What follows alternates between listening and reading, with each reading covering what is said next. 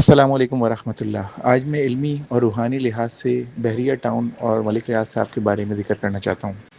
ملک ریاض کے لیے یہ مہینہ ذہنی دباؤ، قانونی الجھاؤ یا افواہوں کا باعث بھی بن سکتا ہے۔ بحریہ ٹاؤن کراچی میں کچھ رکاوٹیں یا تاخیر ممکن ہیں جن سے منصوبوں کی رفتار میں کمی ہو سکتی ہے۔ کچھ معاملات میں عوامی رد عمل بھی سامنے آ سکتا ہے جو وہاں کے رہائشی ہیں۔ مالی لحاظ سے کئی معاملات سلجھنے پہ آ سکتے ہیں۔ محتاط رویہ بہتر رہے گا۔ مئی کے آخر تک کئی معاملات میں بہتری کے امکانات ہیں، خاص طور پر قانونی انتظامی معاملات کو ہوشیاری اور طریقے سے نمٹایا جائے تو۔ اس مئی کے مہینے کے آخر تک کئی معاملات میں بہتری کے امکانات ہیں۔ مختلف النوع لوگوں سے ملاقات معاملات ہوں گے جن سے بحریہ ٹاؤن کے پروجیکٹ کے حوالے سے معاملات کو سلجھانے میں مدد مل سکتی ہے۔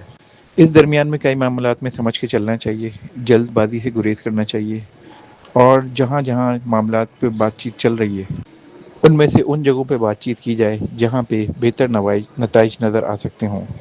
کچھ جگہوں پہ بات چیت لا حاصل ہے۔ کئی معاملات کو طے کرنے میں جذباتیت سے اور جلد بازی سے گریز کرنا ہوگا۔ اس طرح سے بحریہ کے معاملات سدھار کی طرف آ سکتے ہیں یا آ جائیں گے۔ واضح رہے کہ یہ پیشن گوئی اس مہینے کے اختتام تک کے لیے ہے یا ذکر اس مہینے کے اختتام تک کے لیے ہے۔